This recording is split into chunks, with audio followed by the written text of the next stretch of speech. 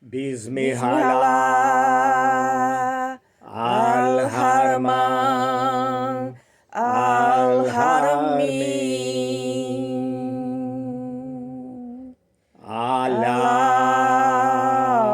Akbar.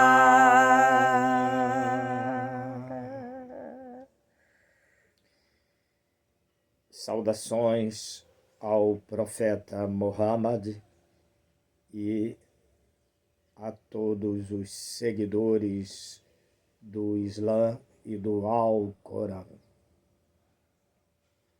Salam aleikum. Aleikum salam.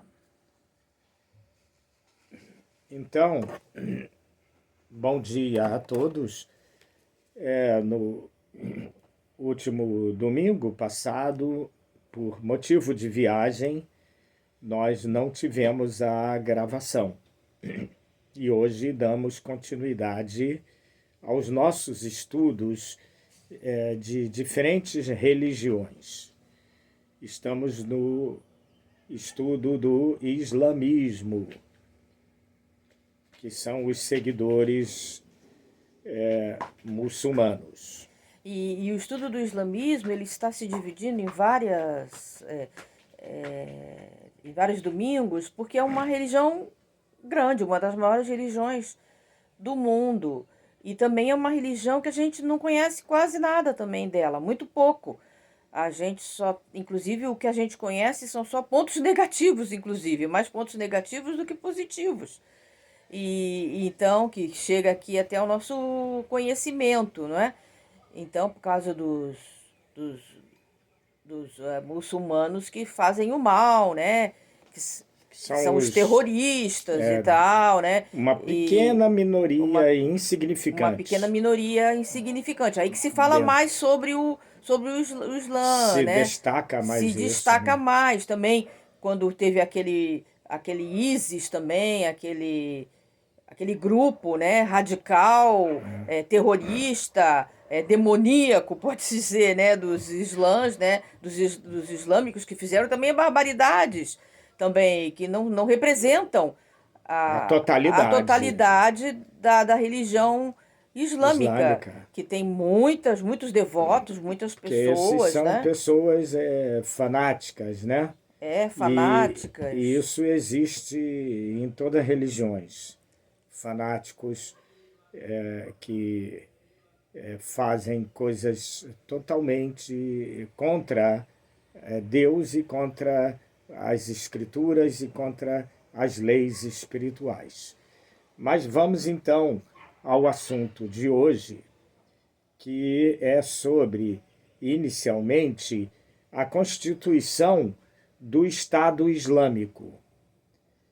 O Estado no sentido do governo dos sultões e califas e como funciona. Porque logo depois que o grande profeta Muhammad abandonou o corpo, vieram os seguidores, os sucessores dele. E tiveram vários sucessores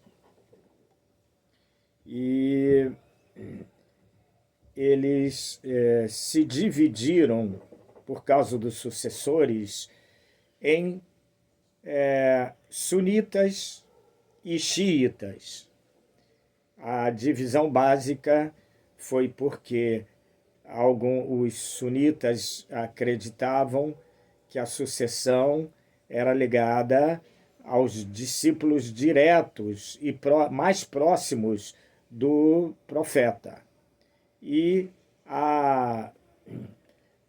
os xiitas acreditavam que a sucessão se deveria dar através dos parentes do profeta.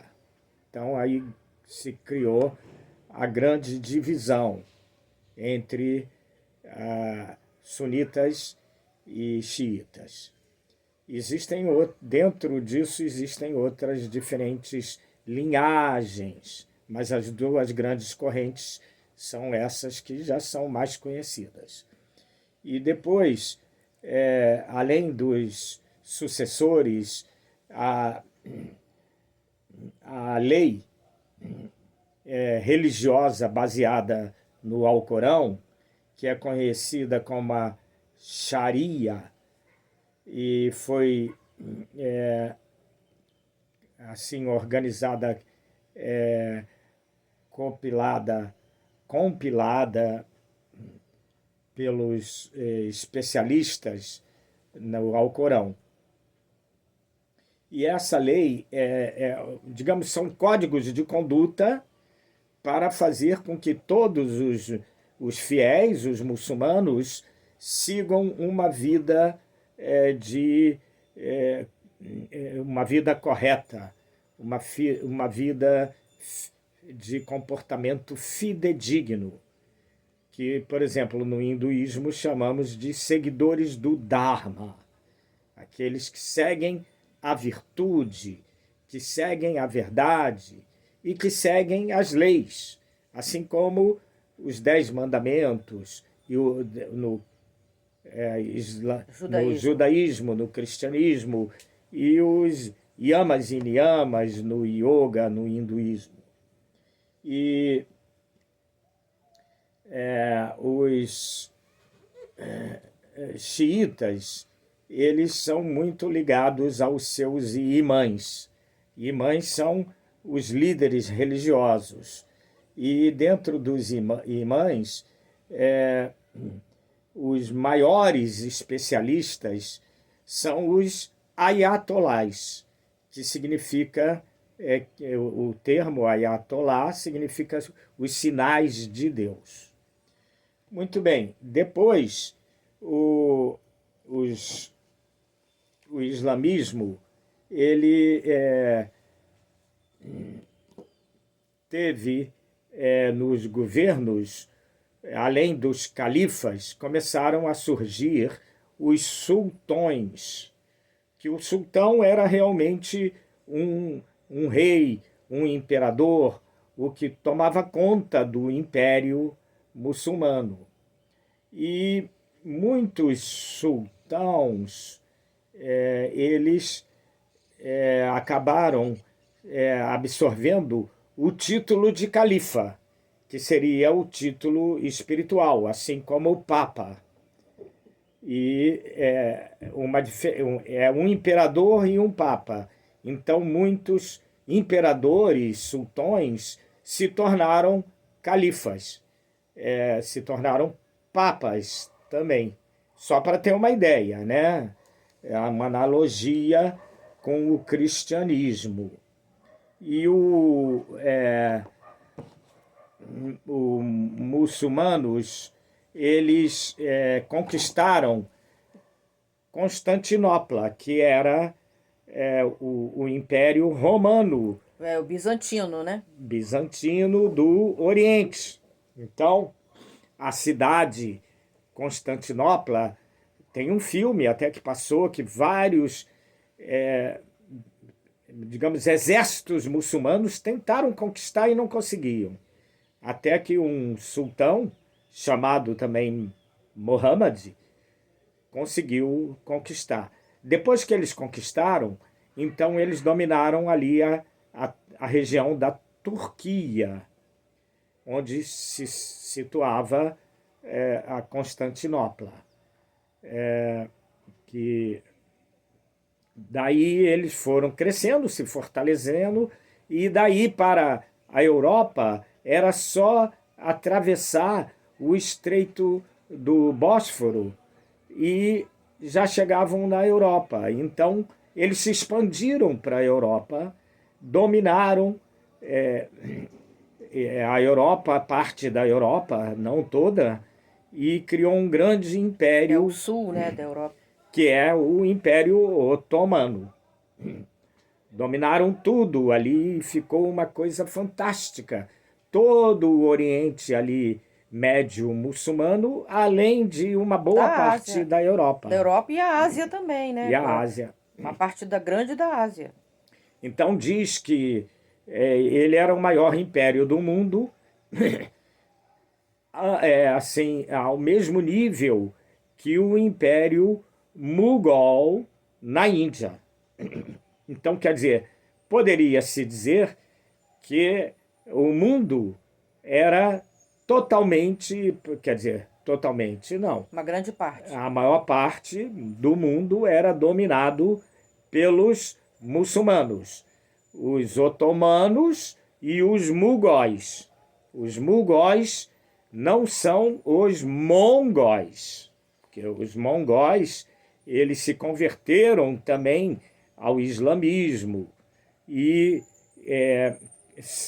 fazendo casamentos interraciais com muitos povos islâmicos, principalmente povos que eram nômades e também que viviam em cidades como Bagdá, como Isfahan, todas aquelas cidades misturaram e os mongóis, junto com os turcos e berberes e vários povos muçulmanos, se criou os mugóis. Não, há muito parecido o nome, mas cuidado com a diferença, né? E interessante que o sultão ele era tão poderoso que somente quando tinha as assembleias e o sultão chegava, tinha que ter silêncio absoluto, muito, muito forte esse silêncio. E depois, hoje em dia, nós ouvimos falar muito da jihad, que é a guerra muçulmana, a guerra contra os infiéis, contra aqueles que falam mal do profeta ou do Islã, da religião. Aí, essa jihad, ela tem dois sentidos. Essa externa, que acabamos de falar, e a verdadeira jihad, que é interna, que é contra o pecado e os atos ruins de cada um. Então, agora, vamos entrar na parte mais espiritual do muçulmano islamismo.